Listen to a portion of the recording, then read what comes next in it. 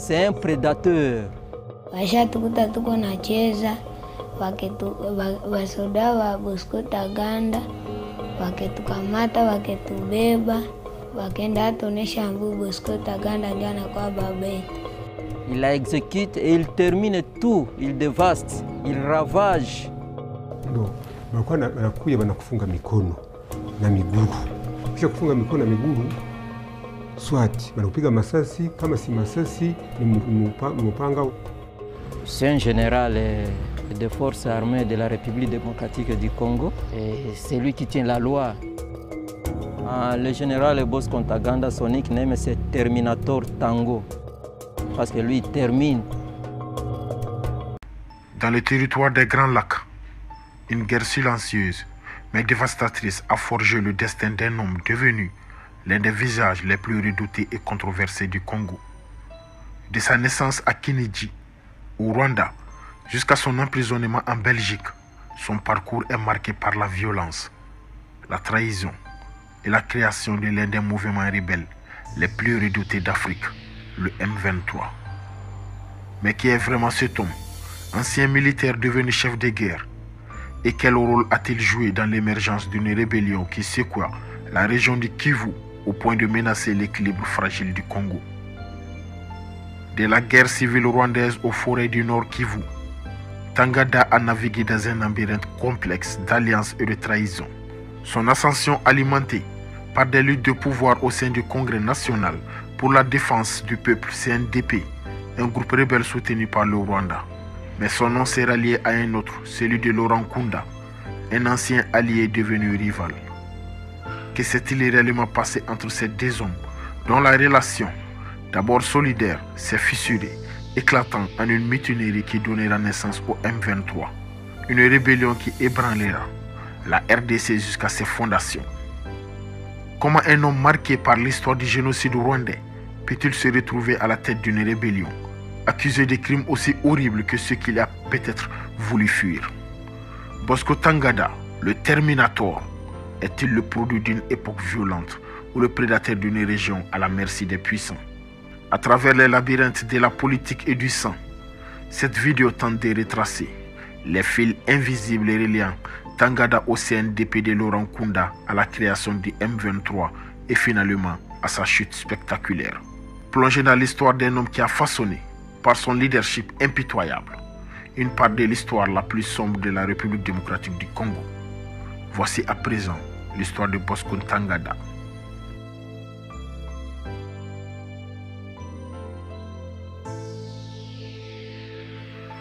Bosco Ntaganda est né le 5 novembre 1973 à Kinigi, dans le district de Musanze, au Rwanda.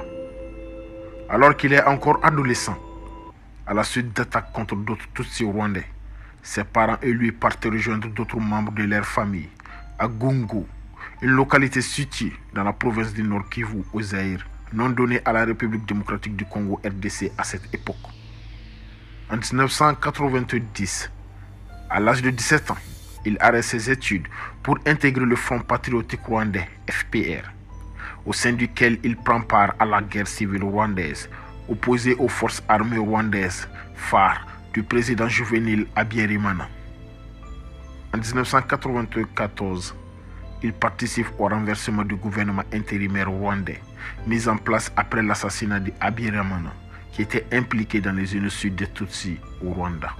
Bosco Ntaganda rejoint ensuite l'armée patriotique rwandaise APR, formée par le FPR à la fin de la guerre civile rwandaise, au sein de laquelle il participe à l'invasion militaire du Zaïre par le Rwanda en 1996. Il rejoint également l'Alliance des forces démocratiques pour la libération du Congo, FDL, une coalition qui renversa Mobutu Sese Seko en avril 1997.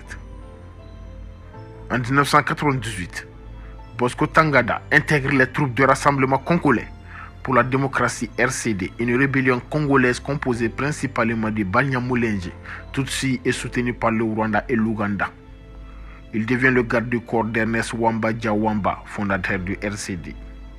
En septembre 1999, lorsque Wamba Djawamba crée le Rassemblement congolais pour la démocratie, mouvement de libération RCD-ML, une faction dissidente soutenue par l'Ouganda, Tangada, lui, reste fidèle et le suit à Kisangani, capitale de la province orientale, puis dans la province d'Ituri. En 2002, Bosco Tangada a rejoint l'Union des patriotes congolais UPC, un groupe rebelle congolais à prédominance EMA, basé dans la province de l'Ituri, créé et dirigé par Thomas Lubanga, ancien membre du RCD-ML. Il devient le chef adjoint de l'état-major général responsable des opérations militaires des forces patriotiques pour la libération du Congo, FPLC, la branche armée du mouvement. En janvier 2005, dans le but de mettre fin au conflit, le gouvernement de transition nomme des officiers de rébellion antagonistes prenant part au combat en Ituri à des postes de généraux dans la nouvelle armée congolaise unifiée. Bosco Tangada sera l'un de ces officiers nommé général, mais il refusera le poste. Fin 2005, Bosco Tangada fuit l'Ituri et se réfugie au Rwanda.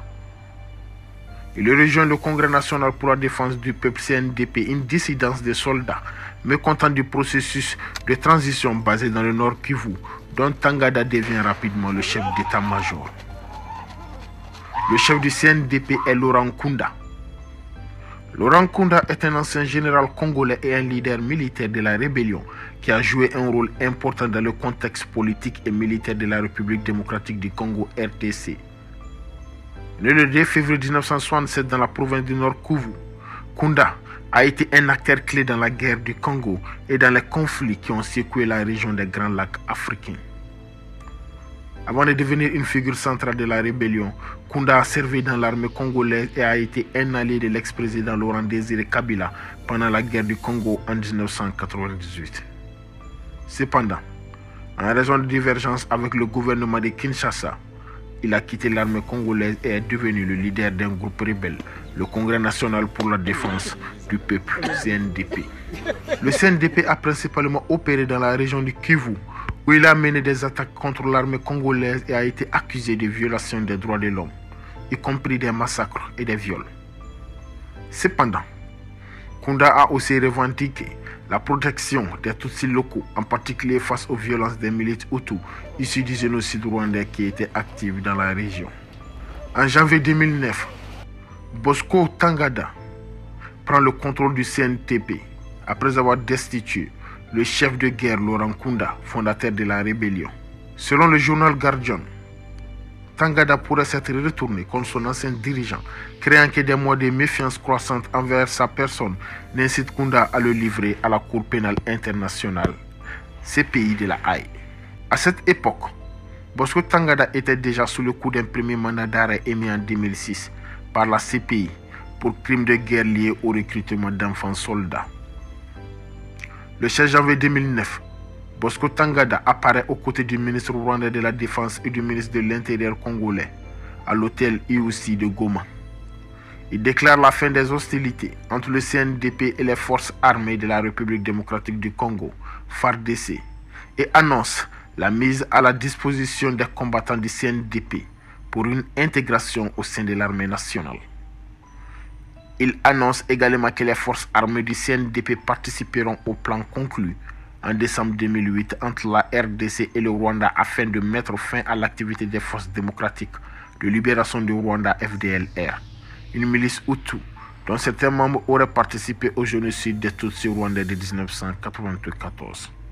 Dans le même temps, une mission congolaise est envoyée à la Haye afin d'essayer d'obtenir de la CPI le gel des poursuites pour crimes de guerre dont fait l'objet Bosco Tangada.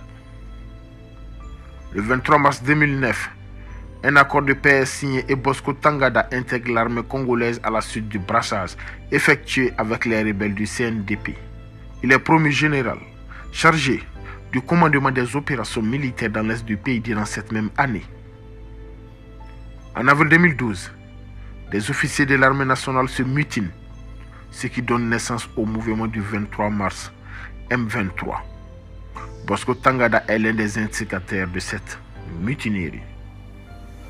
Le mouvement du 23 mars est composé d'anciens rebelles du Congrès national pour la défense du peuple, CNDP intégré dans l'armée congolaise à la suite d'un accord de paix signé le 23 mars 2009 entre le CNDP et Kinshasa. Ils se sont mutinés en avril 2012, considérant que le gouvernement congolais ne respectait pas les modalités de l'accord. Le 6 mai 2012, la rébellion adopte le nom de mouvement du 23 mars en référence à l'accord de paix. La même année après sa création, les rebelles du M23 conquièrent de grandes parties du Nord Kivu et le 20 novembre 2012 prennent le contrôle de Goma, la capitale régionale. Ce fait de guerre déclenche une forte mobilisation de la communauté internationale visant à éviter un nouvel embrasement de la région. Un accord est trouvé lors d'une médiation regroupant les pays de l'Afrique des Grands Lacs, imposant au M23 de se retirer de Goma, en échange de l'ouverture des négociations avec le pouvoir congolais. Le 1er décembre 2012, les rebelles quittent Goma et le 9 décembre 2012, les pourparlers avec le gouvernement de la RDC sont lancés à Kampala. Mais les négociations n'avancent pas, les belligérants n'arrivant pas à s'entendre. Il s'ensuit une période d'accalmie, au cours de laquelle une guerre fratricide éclate au sein de la rébellion. Après la destitution de Jean-Marie Runiga de la présidence du M23 par Sultani Makanga, qui l'accuse de soutenir le général Bosco Tangada sous mandat d'arrêt de la Cour pénale internationale CPI. Cette destitution entraîne une scission au sein du mouvement suivi d'affrontements entre les partisans de Makanga et ceux de Tangada qui se soldent par la déroute de la faction fidèle à Tangada qui se réfugie au Rwanda où Bosco Tangada se présente à l'ambassade des États-Unis et demande à être transféré à la CPI. Le 18 mars 2013, Bosco Tangada se livre volontairement. Il se présente à l'ambassade des États-Unis au Rwanda et demande à être transféré à la Cour pénale internationale CPI de La Haye aux Pays-Bas. À la barre de la Cour pénale internationale, Bosco Ntaganda a troqué l'uniforme militaire pour un costume noir et des petites lunettes rectangulaires. Des apparats qui ne pourront pas faire oublier les atrocités commises par cet ex-chef de guerre que les Congolais ont surnommé Terminator. Les preuves montrent que Bosco Ntaganda a personnellement commis des crimes. Il a persécuté et attaqué des civils. Il les a assassinés, a pillé leurs biens, détruit leurs églises et leurs hôpitaux. Le 10 octobre 2014, la Cour pénale internationale annonce avoir fixé au 2 juin 2015 l'ouverture du procès de Bosco Ntaganda, accusé de 13 chefs de crimes de guerre et de 5 chefs de crimes contre l'humanité, dont des meurtres, des pillages, des viols et de l'esclavage sexuel. Nacheza wasoda wa Bosco Ntaganda waketukamata waketubeba wakenda atonesha mbu Bosco Ntaganda ndio anakuwa baba yetu. Il la exécute et il termine tout, il dévaste, il ravage. Ndio wanakuja wanakufunga mikono na miguu. Kisha kufunga mikono na miguu, swati wanakupiga masasi, kama si masasi ni mpanga. C'est un général des forces armées de la République démocratique du Congo et c'est lui qui tient la loi. Le général Bosco Ntaganda, son nickname c'est Terminator Tango parce que lui il termine. Ces faits sont principalement reprochés à Tangada pour des événements survenus lors du conflit d'Ituri lorsqu'il était membre de la milice à prédominance aimant de l'UPC. Yangu mama itiniza mingi bale benye batu benye balinanaka benye balikuwa na runguza manyumba na kuua watu ni basoda ba Bosco Ntaganda. Formation siena wanatuzoeshaka gini wanakuwa natutuma kututesa kufani nini na walikuwa tunesha na kitu nezipiga masasi juu walikuwa sema na sie ambuna sie tujiprepare samwa tutandago. Il a assassiné quelqu'un de moi qui m'était très cher, avec qui je vivais, que Bosco avait donné ordre d'assassiner. Et si vous avez un problème avec lui, vous êtes assassiné, vous êtes mort. Vous êtes mort. De 1994 à 2012, Bosco Ntaganda a été de toutes les rébellions. Il est poursuivi pour des crimes commis par ses troupes au tout début des années 2000 dans la province de l'Ituri, dans le nord-est du Congo. Des milliers de personnes ont été tuées dans des affrontements interethniques. C'est lui qui commandait alors une des principales milices actives dans la zone. En 2013, alors qu'il dirigeait une partie des rebelles du M23, il s'est finalement rendu de lui-même à l'ambassade américaine de Kigali au Rwanda. Son procès débute finalement le 2 septembre 2015. Le 3 septembre, au cours de son procès, il rejette les accusations portées contre lui par la procureure et se définit comme un soldat, pas un criminel. Le 8 juillet 2019, Bosco Tangada est reconnu coupable en première instance de 18 chefs de crimes de guerre. Le 8 juillet 2019, Bosco Tangada est reconnu coupable en première instance de 18 chefs de crimes de guerre et de crimes contre l'humanité, comprenant notamment meurtre, attaque intentionnelle contre des civils, viol, esclavage sexuel, persécution et pillage, pour des exactions commises en 2002 et 2003 en République démocratique du Congo. Les preuves montrent que Bosco Taganda a personnellement commis des crimes. Il a persécuté et attaqué des civils. Il les a assassinés, a pillé leurs biens, détruit leurs églises et leurs hôpitaux. Il est la première personne condamnée par la CPI pour esclavage sexuel ainsi que la première personne condamnée par la CPI pour crimes de violence sexuelle commis contre ses propres troupes. Le 7 novembre 2019, une peine de 30 années d'emprisonnement est prononcée. Le 30 mars 2021, le verdict et la peine sont confirmés en appel. Le 8 mars 2021, le total des réparations est fixé à 30 millions de dollars, un montant record en la matière. Sont concernées les victimes d'attaques, celles de viol et d'esclavage sexuel ainsi que de leurs enfants nés de ces crimes, et enfin, les enfants soldats. Bosco Tangada étant indigent, le fonds d'aide aux victimes de la Cour sera utilisé. Le 12 septembre 2022, les réparations sont annulées par la chambre d'appel et renvoyées devant la chambre de première instance. Le 14 décembre 2022, Bosco Tangada est transféré en Belgique pour purger sa peine à la prison de Leuze en Hainaut. C'est la fin de notre vidéo, merci et à la prochaine.